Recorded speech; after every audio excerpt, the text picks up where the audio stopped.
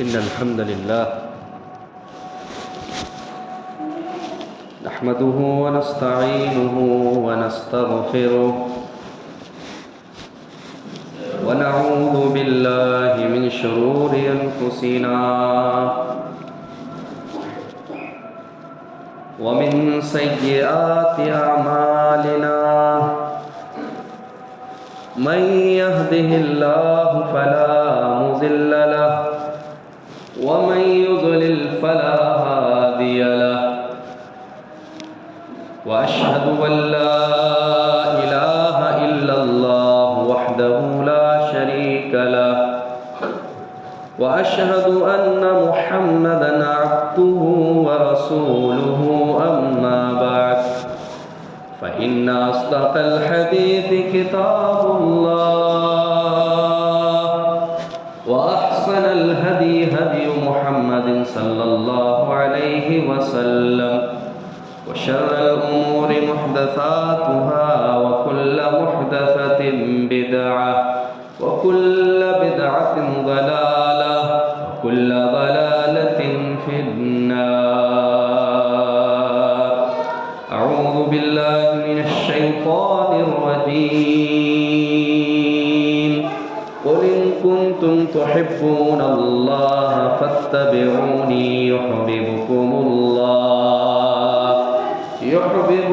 الله ويغفر لكم ذنوبكم والله غفور رحيم.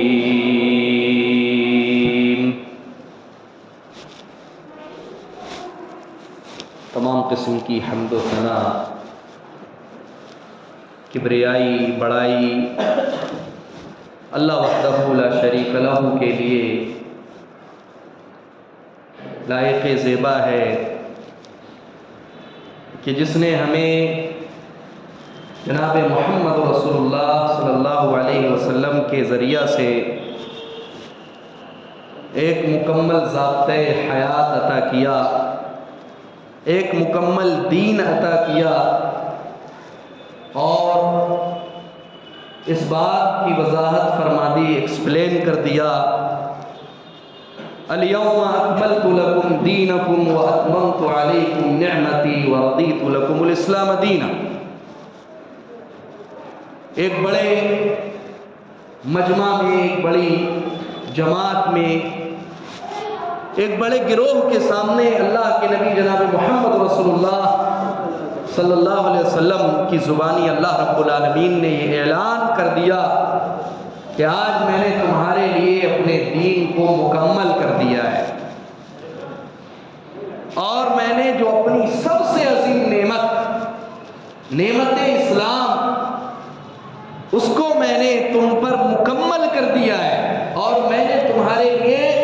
اگر کسی دین، کسی ریلیجن، کسی مذہب کو پسند فرمایا ہے تو وہ صرف اور صرف دین اسلام ہے. جیسا کہ اللہ سبحانہ و تعالیٰ نے ایک دوسری آیت میں فرمایا ان الدین عند اللہ الاسلام، کہ دین اللہ کے نزدیک اصل جو دین ہے وہ دین اسلام ہے، اور اس کے علاوہ کوئی دھرم، کوئی ریلیجن، کوئی مذہب اللہ سبحانہ و تعالیٰ کو پسند نہیں ہے. اور اللہ رب العالمین نے ایک دوسری آیت میں فرمایا وَمَن يَبْتَغِ غَيْرَ الْإِسْلَامِ دِينًا فَلَن يُقْبَلَ مِنْهُ وَهُوَ فِي الْآخِرَةِ مِنَ الْخَاسِرِينَ. اللہ فرماتا ہے کہ جو شخص دین اسلام کے علاوہ کسی دوسرے دھرم کو، ریلیجن کو، مذہب کو تلاشتا ہے یا اس کو پسند فرماتا ہے تو اللہ تعالیٰ کے یہاں اس کو قبول نہیں کیا جائے گا آخرت میں، اور آخرت میں ایسا آدمی گھاٹا اٹھانے والوں میں سے ہو. تو اللہ نے دین مکمل کر دیا ہے، اور جناب محمد رسول اللہ صلی اللہ علیہ وسلم نے جو شارع ہیں، اللہ سبحانہ و تعالیٰ کی طرف سے قانون ساز ہیں، جو قوانین اور لا، اسلامی جو لا ہے اس کو بیان کرنے والے ہیں، وہ سارے کے سارے قوانین جناب محمد رسول اللہ صلی اللہ علیہ وسلم نے اپنی 23 سالہ زندگی میں بیان فرما دیے. مکی اور مدنی نبوت کے بعد جو 23 سالہ آپ صلی اللہ علیہ وسلم کی زندگی ہوتی ہے، اس میں سب سے بہتر قوانین جو اللہ سبحانہ و تعالیٰ نے جناب محمد رسول اللہ صلی اللہ علیہ وسلم کو عطا کیے تھے وہ بیان کر چکے ہیں. لہذا دین مکمل ہے. دین کامل ہے، دین کمپلیٹ ہے۔ اب کوئی آ کر کے اللہ کے نبی جناب محمد رسول اللہ صلی اللہ علیہ وسلم نے جو نہیں کیا ہے اور وہ کرنے کی کوشش کرتا ہے، یا اللہ کے نبی جناب محمد رسول اللہ صلی اللہ علیہ وسلم کے صحابہ نے، رسول کائنات صلی اللہ علیہ وسلم کے ساتھیوں نے جن کو نہیں اپنایا ہے، جن کو نہیں کہا ہے، لہذا اپنی طرف سے اگر ان کو کرتا ہے تو یقین مانیے وہ آدمی گویا کہ دین اسلام میں نقص کا قائل ہے، وہ اس بات کا قائل ہے، وہ یہ کہنا چاہتا ہے کہ ابھی دین مکمل نہیں ہوا ہے، جبکہ اللہ نے اعلان کر دیا ہے سورہ مائدہ میں، پارہ نمبر 6 سورہ مائدہ میں اللہ رب العالمین نے اعلان کر دیا ہے الیوم اکملت لکم دینکم، آج میں نے تمہارے لیے تمہارے دین کو مکمل کر دیا۔ دین کمپلیٹ ہے، دین کمپلیٹ مکمل، اور یہ دین اللہ رب العالمین نے جناب محمد رسول اللہ صلی اللہ علیہ وسلم کے ذریعہ سے مکمل پہنچا دیا ہے۔ اور اللہ کے نبی صلی اللہ علیہ وسلم نے حجۃ الوداع کے موقع پر فرمایا تھا، اے میرے صحابہ کیا میں نے تم تک بات پہنچا دی؟ اے میرے صحابہ، اے میرے ساتھیوں، کیا میں نے تم تک اللہ رب العالمین کا دین پہنچا دیا؟ اے میرے ساتھیوں، کیا میں نے تم تک اللہ رب العالمین کے احکامات، اللہ کے فرمودات، اللہ کے فرامین، اللہ کے آرڈرز پہنچا دیے ہیں؟ تو سب نے یک زبان ہو کر کے کہا تھا، ہاں اے اللہ کے رسول صلی اللہ علیہ وسلم آپ نے سب کچھ پہنچا دیا ہے۔ اس موقع پر جناب محمد رسول اللہ صلی اللہ علیہ وسلم نے آسمان کی طرف نگاہ بلند کی اور فرمایا اللہم اشہد، اللہم اشہد، اللہم اشہد، اے اللہ تو گواہ رہنا، اے اللہ تو گواہ رہنا، اے اللہ تو گواہ رہنا کہ میں نے سب کچھ جو تو نے مجھ تک پہنچایا تھا ان لوگوں تک پہنچا دیا ہے۔ لہذا میرے بھائیوں دین کمپلیٹ ہے۔ اب اللہ کے نبی جناب محمد رسول اللہ صلی اللہ علیہ وسلم نے اس دین کو کئی طریقے سے پہنچایا۔ نمبر 1، پہلا طریقہ قرآن کریم کے ذریعہ سے، جو اللہ رب العالمین کا کلام ہے، اللہ رب العالمین کی گفتگو ہے، اللہ رب العالمین کی بات ہے۔ اللہ کے نبی جناب محمد رسول اللہ صلی اللہ علیہ وسلم نے وہ قرآن کریم 30 اجزاء کی شکل میں، 30 پاروں کی شکل میں جناب محمد رسول اللہ صلی اللہ علیہ وسلم پر نازل فرمایا، اور اللہ کے رسول صلی اللہ علیہ وسلم نے من وعن جو کچھ اللہ رب العالمین نے نازل فرمایا تھا اس کو امت تک پہنچا دیا۔ یہ پہلا طریقہ ہے۔ دوسرا طریقہ ہے اللہ کے نبی اکرم صلی اللہ علیہ وسلم کا آپ صلی اللہ علیہ وسلم کی سنتوں کے ذریعہ سے، اور سنت یہ 3 قسموں پر مشتمل ہے۔ پہلی چیز سنت میں داخل ہے قول، بات کے ذریعہ سے۔ مثال کے طور پہ اللہ کے نبی جناب محمد رسول اللہ صلی اللہ علیہ وسلم فرماتے ہیں صلو کما رأیتمونی اصلی، کہ نماز پڑھو، صلو نماز پڑھو، کیسے پڑھنا ہے؟ کما رأیتمونی اصلی، جس طرح سے تم نے مجھے دیکھا ہے نماز پڑھتے ہوئے۔ لہذا اللہ کے رسول صلی اللہ علیہ وسلم نے جو یہ فرمایا کہ نماز پڑھو، یہ قول ہے، یہ رسول اکرم صلی اللہ علیہ وسلم کی بات ہے، یہ سنت ہے۔ اس کو سنت کا نام دیا جاتا ہے کہ سب سے پہلے اللہ کے رسول صلی اللہ علیہ وسلم نے جو کہا ہے وہ سنت ہے۔ اسی طرح سنت کے اندر ایک دوسری قسم جس کو اہل علم بیان کرتے ہیں وہ ہے عمل۔ اللہ کے نبی اکرم صلی اللہ علیہ وسلم نے کوئی کام کیا ہے اپنی زندگی میں، مثال کے طور پہ اللہ کے نبی صلی اللہ علیہ وسلم کے نماز پڑھنے کا طریقہ کتنا خوبصورت تھا، اتنا پیارا طریقہ تھا، حدیث کی کتابوں میں موجود ہے۔ تو جو آپ نے عمل کیا کہ آپ صلی اللہ علیہ وسلم کا قیام کیسا ہوتا تھا، آپ جب نماز کے لیے کھڑے ہوتے تھے تو آپ اپنے ہاتھوں کو کاندھوں تک اٹھاتے تھے یا کانوں تک لے جاتے تھے، جس کو رفع الیدین کہا جاتا ہے۔ کہاں کہاں کیا ہے؟ یہ عمل ہے، یہ سنت ہے جناب محمد رسول اللہ صلی اللہ علیہ وسلم کی۔ لہذا رسول کائنات صلی اللہ علیہ وسلم نے جو کام کیے ہیں یہ سنت عملی اس کو کہا جاتا ہے، یعنی اللہ کے نبی صلی اللہ علیہ وسلم کا طریقہ جو آپ نے اپنی ذات سے کر کے دکھایا ہے وہ بھی سنت میں داخل ہے۔ ایک تیسرا طریقہ سنت کی تیسری قسم ہے جس کو اہل علم بیان کرتے ہیں سنت تقریری۔ سنت تقریری کا مطلب یہ ہوتا ہے کہ اللہ کے نبی صلی اللہ علیہ وسلم موجود ہیں، اللہ کے نبی صلی اللہ علیہ وسلم ابھی باحیات ہیں۔ مثال کے طور پر رسول اکرم صلی اللہ علیہ وسلم کے زمانے کی بات کر رہا ہوں، رسول اکرم صلی اللہ علیہ وسلم باحیات ہیں، زندہ ہیں۔ آپ صلی اللہ علیہ وسلم کی موجودگی میں کہی یا کسی نے کوئی بات کی یعنی عمل کیا اور اللہ کے نبی اکرم صلی اللہ علیہ وسلم نے اس پر منع نہیں کیا، اس کو نہیں روکا یا اس پر کسی قسم کی کوئی بات نہیں کہی، تو ایسی صورت میں یہ بھی سنت میں داخل ہے۔ کیوں؟ کیونکہ رسول اکرم صلی اللہ علیہ وسلم کے سامنے اس کام کو کہا گیا یا کیا گیا، اس کا مطلب یہ کہ وہ کیا ہے؟ جائز ہے، لہذا وہ سنت تقریری میں داخل ہے۔ اب یہ تین قسمیں ہیں، قول، بات رسول اکرم صلی اللہ علیہ وسلم کی سنت ہے، دوسری چیز عمل، اللہ کے نبی صلی اللہ علیہ وسلم نے کوئی کام کیا یہ سنت میں داخل ہے، تیسری چیز تقریر، یعنی نبی اکرم صلی اللہ علیہ وسلم کے زمانے میں آپ صلی اللہ علیہ وسلم کے سامنے کوئی بات کہی گئی یا کی گئی اور اللہ کے رسول صلی اللہ علیہ وسلم نے خاموشی اختیار کی، آپ خاموش رہے، لہذا وہ بھی سنت ہے۔ اب میں اس کو کیوں بیان کر رہا ہوں؟ بہت سارے لوگ سمجھ بھی گئے ہوں گے، یہ مقصد ہے کہ صرف اور صرف یہی سنت ہے، بس قول، فعل اور تقریر، یہ تین چیزیں سنت ہیں۔ اب اس کے علاوہ وہ باتیں جو اللہ کے نبی اکرم صلی اللہ علیہ وسلم نے نہیں کہی ہیں یا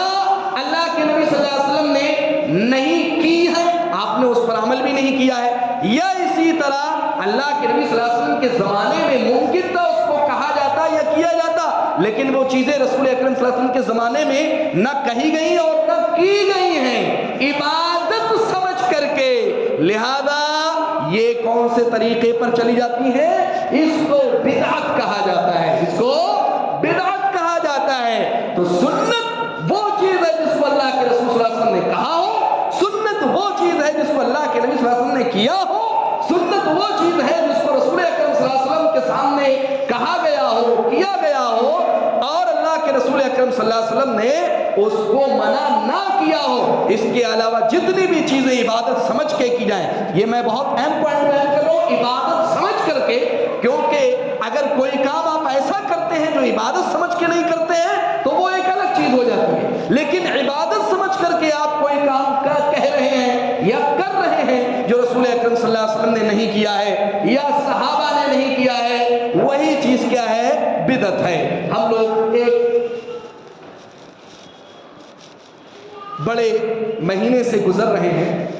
اور اس مہینے کے بعد ایک سب سے عظیم مبارک مہینہ انشاءاللہ العزیز ہم پر سایہ فگن ہونے والا ہے باذن اللہ تعالی۔ اللہ تعالی ہمیں ماہ رمضان تک پہنچائے، آمین۔ شعبان، ماہ شعبان، اس کو شعبان معظم بھی کہا جاتا ہے۔ کیوں شعبان معظم اس لیے کہا جاتا ہے کیونکہ بعض سلف اس کی تعظیم کیا کرتے تھے،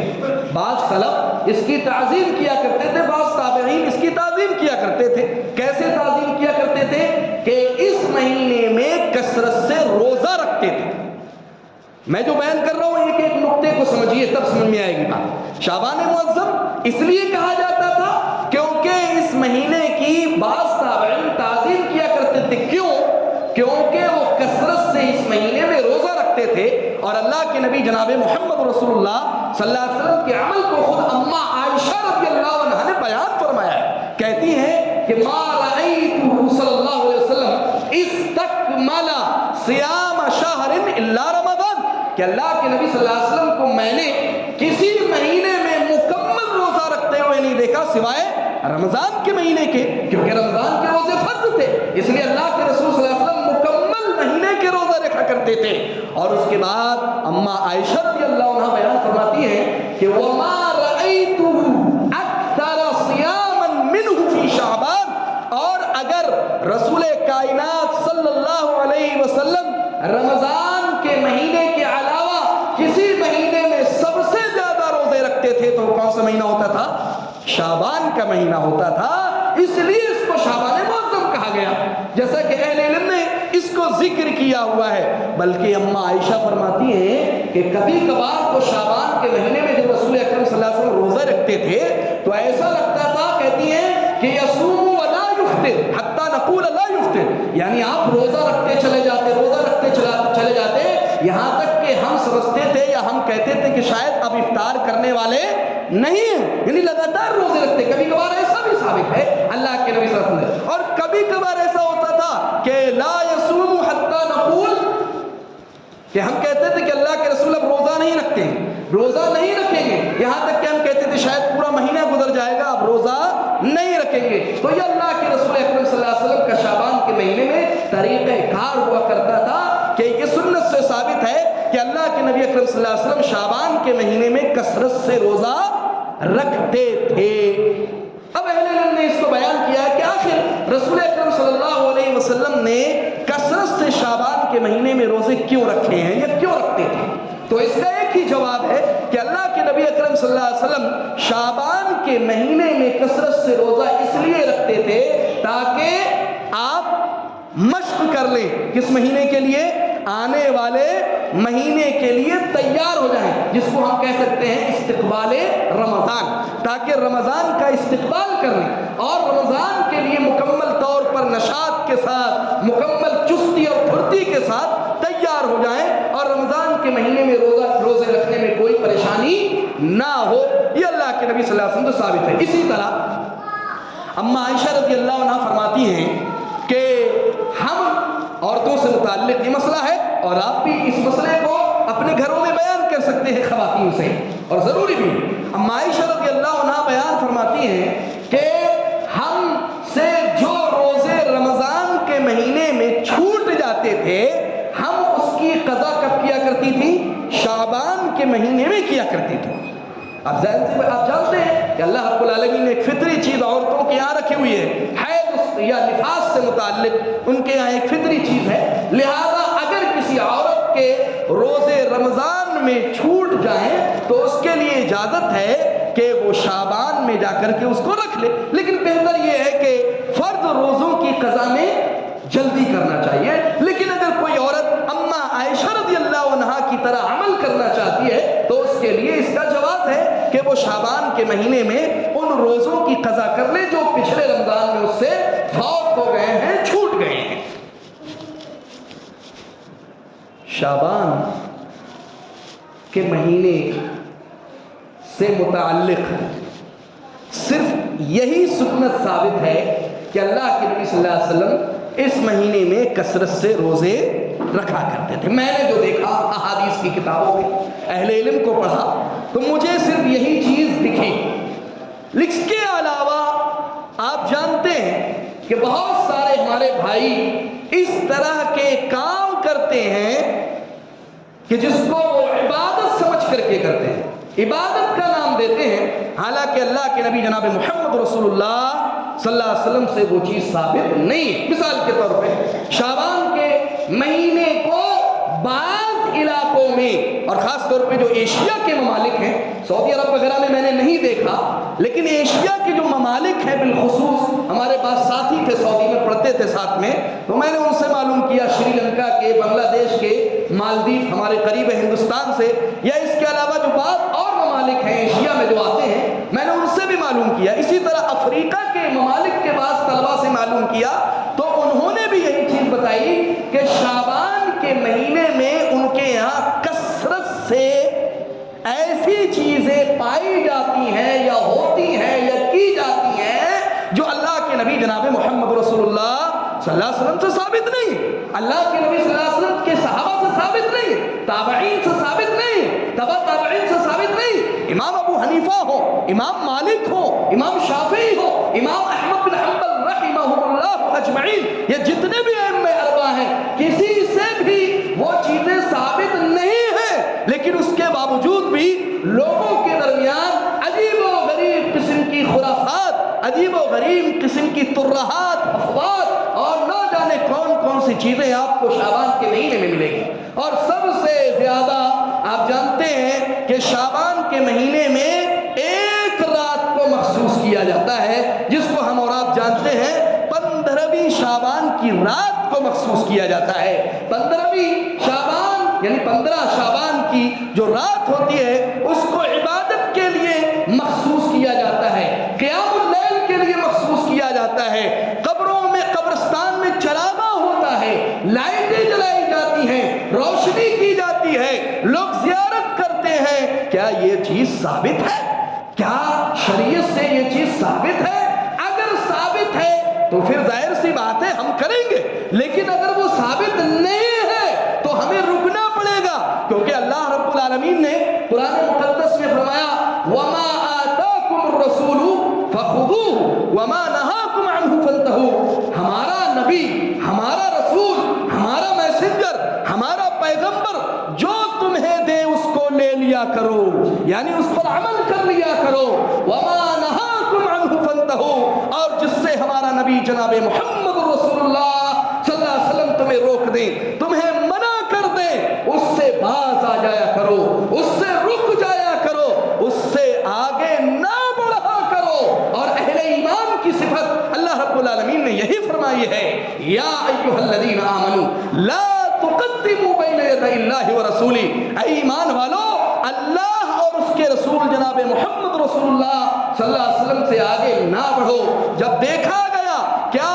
شعبان یعنی 15ویں شعبان کی رات کے تعلق سے کچھ ہے تو دیکھا گیا میرے بھائیوں تو اس تعلق سے 2 روایتیں ملتی ہیں۔ یاد رکھیں میرے بھائیوں، ادھر سنتے چلیے گا تاکہ وہ چیز ذہن نشین ہو جائے، اور یہ علم ہے آپ دوسروں تک پہنچائیں، انشاءاللہ آپ ثواب کے مستحق ہوں گے۔ 2 روایتیں ملتی ہیں، ایک روایت سنن ترمذی کی ہے اور ایک دوسری روایت سنن ابن ماجہ کی ہے۔ پہلی روایت جس کو امام ترمذی رحمہ اللہ نے اپنی کتاب سنن میں ذکر کیا ہے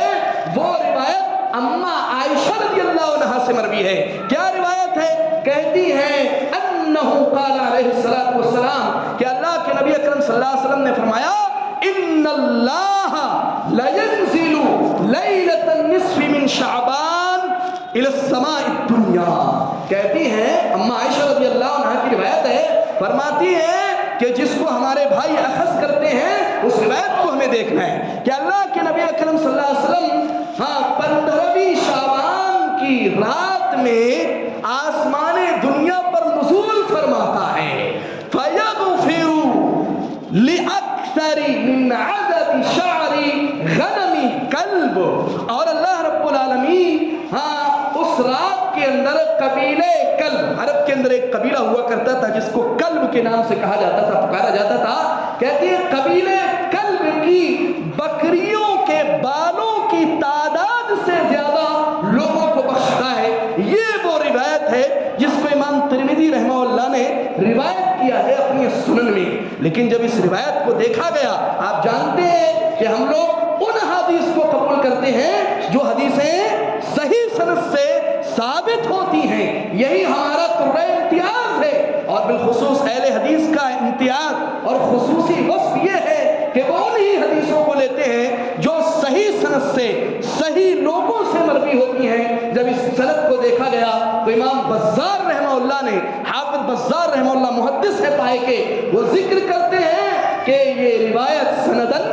ضعیف روایت ہے، یہ روایت سندن ضعیف روایت ہے۔ اور اس روایت کے تعلق سے حافظ ابن رجب رحمہ اللہ نے اپنی کتاب لطائف المعارف میں، اسی طرح ایک محدث حافظ ابن حجر اسقلانی رحمہ اللہ نے اپنی کتاب تبیین العجب کے اندر بیان فرمایا کہ اہل علم نے اس روایت پر کلام کیا ہے کہ یہ روایت سندن ضعیف روایت ہے، یہ روایت سند کے اعتبار سے ضعیف ہے، لہذا جب روایت سند کے اعتبار سے ضعیف ہے تو اس کو کیسے قبول کیا جائے گا، اور بالخصوص ایسی ضعیف ہو کہ جس کی تقویت دوسری روایتوں سے نہیں ہوتی ہے، لہذا ایسی روایت کو قبول نہیں کیا جائے گا۔ یہ پہلی روایت ہے جو سنن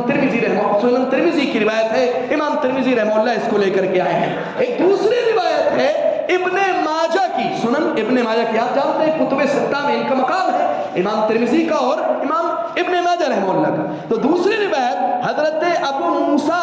اشعری رضی اللہ تعالیٰ عنہ سے ہے، وہ کہتے ہیں کہ اللہ کے نبی اکرم صلی اللہ علیہ وسلم نے فرمایا ان اللہ لا یطلع فی لیلۃ من شعبان فی لیلۃ النصف من شعبان، کہ اللہ رب العالمین شعبان کی 15ویں رات کو آسمان سے جھانکتا ہے، یعنی دنیا میں دیکھتا ہے، فیغفر لجمیع خلقہ الا لمشرک او مشاحن، اللہ رب العالمین ساری مخلوقات کو معاف فرما دیتا ہے سوائے مشرک کے اور اس شخص کے جس کے دل میں کینہ کپٹ یا بغض رہتا ہے، حسد اور حقد پایا جاتا ہے، سب کو بخش دیتا ہے۔ اس روایت کو دیکھا گیا تو اس روایت کے تعلق سے ابو الخطاب بن دحیہ رحمہ اللہ نے اپنی کتاب الباعث علی انکار البدع میں لکھا کہ جمہور محدثین کا اتفاق ہے کہ یہ روایت سندن ضعیف روایت ہے. یہ دو روایت ہے اور یہی دو کثرت سے پیش کی جاتی ہے، لیکن جب دیکھا گیا تو اتفاق سے دونوں روایتیں ضعیف روایت، انتہائی کمزور روایت، یعنی ایسی روایتیں ہیں کہ جن پر عمل نہیں کیا جا سکتا ہے. لہذا ان روایتوں کو ہمارے بھائی اٹھاتے ہیں اور ان روایتوں کے مطابق ہمارے بعض بھائی، ہمارے بعض اخوان اس کو پبلک میں اس کی پبلسٹی کرتے ہیں، اس کی تشہیر کرتے ہیں اور کثرت سے آپ دیکھ لیجئے اس پر عمل کیا جاتا ہے. حالانکہ میرے بھائیوں، اللہ کے نبی جناب محمد رسول اللہ صلی اللہ علیہ وسلم کی حدیث ہے، اللہ کے نبی صلی اللہ علیہ وسلم نے فرمایا من عمل عملا لیس علیہ امرنا فہو رد،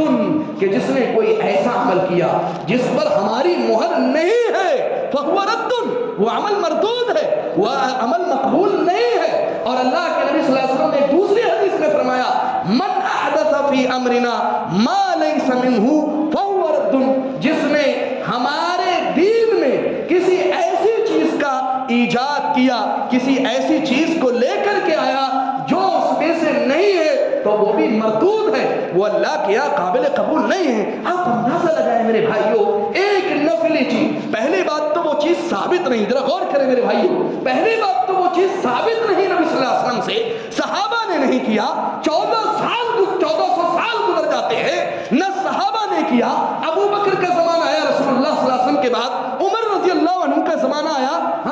اس کے بعد عثمان کا زمانہ آیا، علی رضی اللہ عنہم اجمعین کا زمانہ آیا، اس کے بعد تابعین کا زمانہ آتا ہے، تبع تابعین کا زمانہ آتا ہے، امام ابو حنیفہ رحمہ اللہ کا زمانہ آتا ہے، وقت کے فقیہ ہیں، امام مالک کا زمانہ آتا ہے، وقت کے فقیہ ہیں، امام شافعی رحمہ اللہ کا زمانہ آتا ہے، وقت کے فقیہ ہیں، امام احمد بن حنبل رحمۃ اللہ علیہ کا زمانہ آتا ہے، وقت کے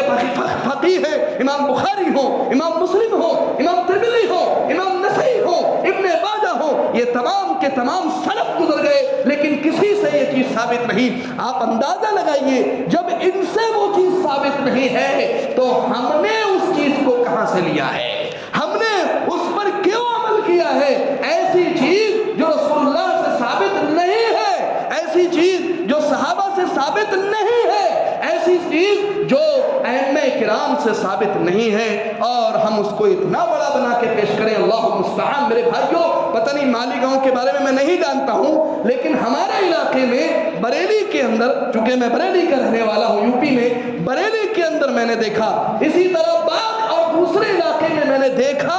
کہ باقاعدگی کے ساتھ واللہ العظیم جس طرح سے عید الفطر، جس طرح سے عید الاضحیٰ کے اندر وہ خوشیاں نہیں مناتے ہیں، 15 شعبان کی رات میں وہ چراغا کرتے ہیں، خوشیاں مناتے ہیں. اور سفیان ثوری رحمہ اللہ فرمایا کرتے تھے کہ معصیت، گناہ سے توبہ کی جا سکتی ہے. میرے بھائیو سننا میری بات، امام سفیان ثوری رحمہ اللہ فرمایا کرتے تھے کہ گناہ سے توبہ کی جا سکتی ہے لیکن بدعت سے توبہ نہیں کی جا سکتی. کیوں نہیں کی جا سکتی؟ کیونکہ گناہ کو آدمی سمجھتا ہے یہ گناہ، اور بدعت کو کہاں آدمی گناہ سمجھتا ہے؟ بدعت کو عبادت کر کے سمجھتا ہے، وہ سمجھتا ہے کہ عبادت ہے، لہذا وہ اس میں ڈوبتا رہتا ہے، ڈوبتا رہتا ہے. اس لیے کہتے ہیں البدعۃ احب الی ابلیس من المعصیہ، کہتے ہیں کہ بدعت جو ہے یہ ابلیس شیطان کے نزدیک گناہ سے زیادہ پسندیدہ عمل ہے. آپ دیکھ لیجیے سبحان اللہ العظیم. میرے بھائی وہ نفلی چیز ہے. میں نے پہلے کہا کہ ایک تو ثابت نہیں، اور اگر مان لیا جائے کہ اگر وہ ثابت بھی ہے تو نفلی چیز ہے. وہ قیام اللیل کیا ہے؟ نفلی چیز ہے، نفل ہے. اور ابھی اس سے پوچھا جائے اسی دن کہ آپ نے فجر کی نماز پڑھی تھی، پوچھیے. آپ اس سے پوچھئے کیا ظہر کی نماز پڑھی ہے، آپ اس سے پوچھئے کیا والدین کی خدمت کی تھی جو واجب ہے، آپ اس سے پوچھئے کیا پڑوسیوں کا حق آپ نے نبھایا تھا جو واجب ہے، آپ اس سے پوچھئے کیا بہنوں کے گھر حال چال پوچھے تھے، پوچھئے اس سے جا کر کے. میرے بھائیو ہر ایک میں فیل ہو جائے گا. یعنی جو فرائض ہیں، جو واجبات ہیں وہ نہیں کرے گا، لیکن وہ عمل کرے گا.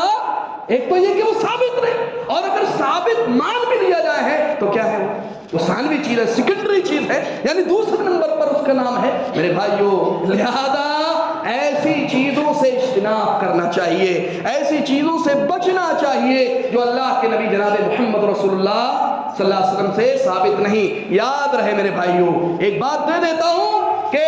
کوئی بھی عمل، جتنے بھی مصلیان ہیں سن لیں اس بات کو غور سے سن لیں، کوئی بھی عمل اللہ کے یہاں اسی وقت قبول ہوتا ہے جب اس کے یہاں دو شرطیں پائی جاتی ہیں۔ دو شرطیں ہوں گی تب آپ کا عمل قابل قبول ہے اللہ کے۔ نمبر ایک، پہلی چیز، آپ کا عمل اخلاص کے ساتھ ہونا چاہیے، اللہ کے لیے ہونا چاہیے۔ فضا کو دکھانے کے لیے نماز نہ پڑھیے کہ مجھے مصلی کہا جائے، مجھے نمازی صاحب کہا جائے، مجھے حاجی جی کہا جائے، نہیں، اللہ کے لیے کیجئے، ریاکاری مت کیجئے، اپنا عمل اخلاص کے ساتھ کیجئے، خلوص کے ساتھ کیجئے، تب آپ کا عمل اللہ کے یہاں قابل قبول ہے۔ اور دوسری شرط جو اہل علم نے بیان کی ہے کہ کوئی عمل اللہ کے ہمارا مقبول ہوتا ہے، وہ یہ ہے کہ وہ عمل جناب محمد رسول اللہ صلی اللہ علیہ وسلم کی سنت کے مطابق ہونا چاہیے۔ اگر اللہ کے رسول صلی اللہ علیہ وسلم کی سنت کی مخالفت میں ہے، کعبہ کے رب کی قسم ہے، آپ اپنی ناک کو رگڑتے رہیے، آپ اپنی پیشانی کو پھاڑ لیجئے، آپ اپنے دل کو چیر کر کے پیش کر دیجئے، اگر جناب محمد رسول اللہ صلی اللہ علیہ وسلم کے فرمان کے مطابق نہیں ہے، وہ عمل قابل قبول نہیں ہے میرے بھائیوں۔ اس لیے شعبان کے مہینے میں اللہ کے نبی صلی اللہ علیہ وسلم سے ایک ہی سنت ثابت ہے کہ آپ کثرت سے روزے رکھیں، اور یہ روزے میرے بھائیوں آپ کی ٹریننگ کریں گے، آپ کی مشق ہوگی، تاکہ آئندہ رمضان کے مہینے میں جو آپ سے خلل اگر ہو جائے تو اس کی تلافی ہو جائے گی۔ اس لیے اہل علم نے ایک حکمت بیان کی ہے کہ شعبان کے مہینے میں کثرت سے روزے کیوں رکھتے تھے رسول اکرم صلی اللہ علیہ وسلم، اور اسی طرح شریعت نے شوال کے 6 روزوں کو کیوں مشروع کیا ہے۔ کہتے ہیں کہ یہ سنن رواتب کی طرح ہے، جس طرح سے ابھی آپ ظہر کی نماز پڑھتے ہیں تو ظہر کی نماز پڑھنے سے پہلے 2 سنتیں پڑھتے ہیں، اس کے بعد جو ہے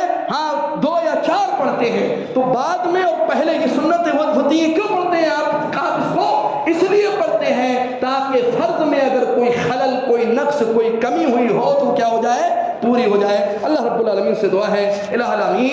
العالمین ہمیں سنتوں کے مطابق عمل کرنے کی توفیق عطا فرمائے، آمین۔ وآخر دعوانا الحمدللہ رب العالمین۔